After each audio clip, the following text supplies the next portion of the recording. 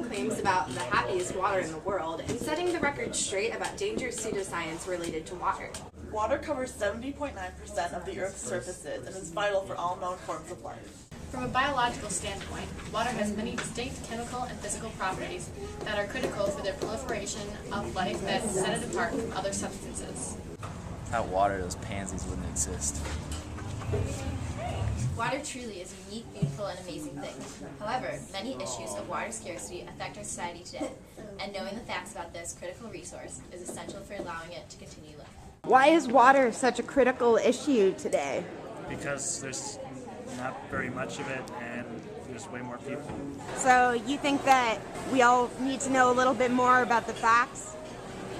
Yes, I mean water, World War III is going to be over water. Certain people have attempted to manipulate facts about water for their own benefit. Such practices are often classified as pseudoscience. Now is not the time to be promoting such falsehoods about one of the Earth's invaluable resources. Do you think that it's important to have a good understanding of facts about water? Absolutely.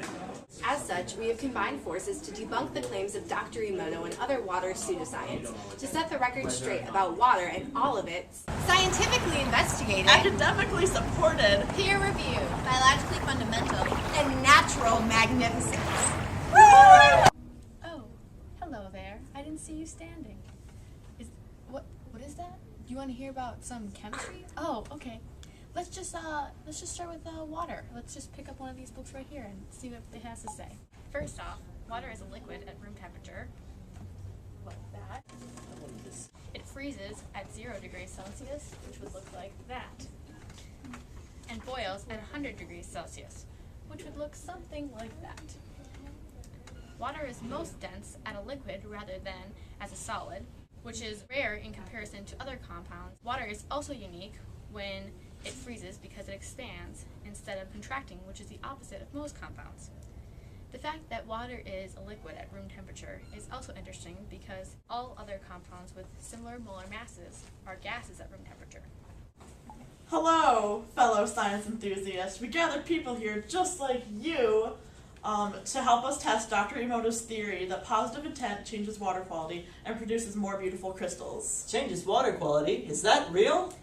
Dr. Emoto's experiments claim that the molecular structure of water is altered by thoughts and words directed at. He has tons of experiments and theories and lots of followers, but we don't really know if there's scientific evidence to support his theory. We'll be right back as we try to replicate his findings. It says here that water is made up of 1 oxygen atom and 2 hydrogen atoms, thus H2O.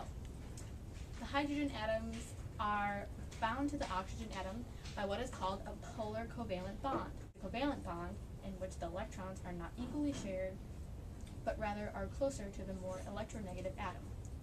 The bonding of the molecule has an effect on the shape of the molecule. Water is oriented in a bent shape. The hydrogen atoms give off positive energy, where the oxygen atoms give off a negative energy, and thus the two different energies repel each other. Wow! Thank you for participating in our Dr. Emoto replication experiment. Now I'm going to have you repeat the prayer out loud with your hands in the prayer position, and then continue to think positive thoughts towards the contaminated water. The water of Worcester Water Treatment Plant, we are sorry to make you suffer. Please forgive us. We thank you and we love you. Please continue to think positive thoughts towards the water, and maybe it will clear it of toxins as Dr. Emoto posits. Dr. Emoto used this prayer of gratitude in his experiments, which was chanted in a similar manner to the one shown. It's intended to cleanse the water of toxins and halt contamination. Let's see how it's coming along. It still appears murky and angry. Pray harder! More positive thoughts. We are also focusing a prayer towards a bottle of water in the freezer. This should produce beautiful crystals, and it's locked away so no other environmental factors can affect it. Focus your thoughts on that bottle of water now, and the murky water. Another unique quality of water is hydrogen bonding. Hydrogen bonding is an electrostatic attraction between a hydrogen atom bonded to a highly electronegative atom, which would most likely be oxygen, nitrogen, or a fluorine atom, in another molecule or in a different part of the same molecule. These hydrogen bonds are not as strong as the polar covalent bonds within the compound, hydrogen bonds are considered to be the strongest compared with other types of intermolecular forces. Overall, hydrogen bonding plays a huge role in the abnormal properties of water. So far, no change. We will come back to it later to see if it has cleared up.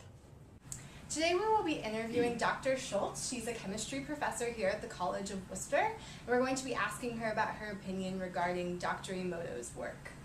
So, are you familiar with Dr. Emoto's work? I was not familiar with Dr. Emoto's work, but after learning about it from your proposed project, I know a little bit about his work, but I'm by no means an expert. So you're familiar with the general experiment then, when he used 2,000 monks stationed in a different country to positively influence the molecular structure of water. As a chemist, we were wondering how you would personally respond to claims that the molecular structure of water can be altered through positive intent and emotion. My initial response is absolutely not. I mean, what we have, what I learned going through school and what I know now, being a chemist, I mean, feelings or emotions or intent never come into understanding how structure is oriented, how it can bond or anything like that. So you would say that one's individual emotions are generally separate from the workings of the outside world then? Definitely. Would you think that simply by applying positive thoughts directed at water that it could change the molecular structure? I have heard that before, actually. I've heard rumors about that. I haven't read or heard any evidence that supports that, so I think I would be initially kind of skeptical. Why do you think a pseudoscientist such as Emoto can sell 2 million copies of a book?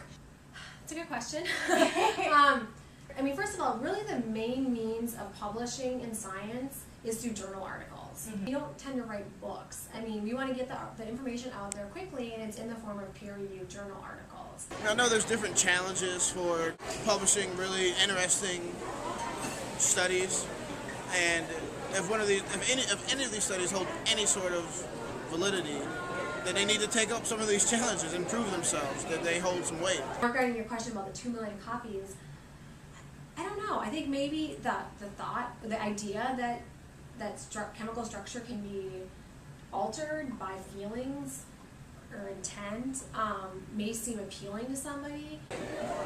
I would like to see that. I don't know if I believe it at this point in my life, but anything's possible, I guess. It's a lot easier to believe that your emotions could affect water than it is to believe that your actions are negatively impacting the environment. Exactly. So lastly, we were just wondering, do you think that the scientific community has a responsibility to attempt to debunk these kind of myths? I mean, and that's actually kind of gets at the surface of a larger question, is like, what is the role of scientists in terms of bringing issues to society, So it's really hard to disseminate that information, but I think it is important for there to be good dialogue between scientists. And although I did do a little reading, and it sounds like some people have tried to debunk the myth there's some questions about, did he have proper controls, and can you actually reproduce his data, which is what we do in science. I mean, we do scientific experiments to try to answer questions. I mean, we knew the answer, we wouldn't do it.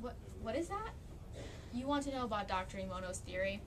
Well, as you can see, the chemistry is pretty clear. Whether it be solid, liquid, or gas, the formation of ice crystals is most likely influenced by temperature. Emoto has no scholarly support for his experiments, and many scientists agree that his lab work isn't valid and is highly unreliable. So now let's check in with our team to see if this is really an effective technique for altering water properties.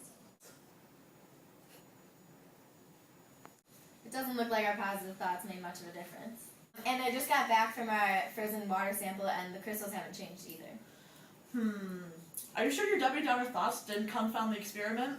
I was thinking pretty positively throughout the whole experiment, and I think our participants were too. Yeah. Well, today we learned that the properties of water can't be altered by human emotion. And if we really want to make a difference in the environment, it's not through thought, it's through actions. So we need to get out there and make a difference. Science!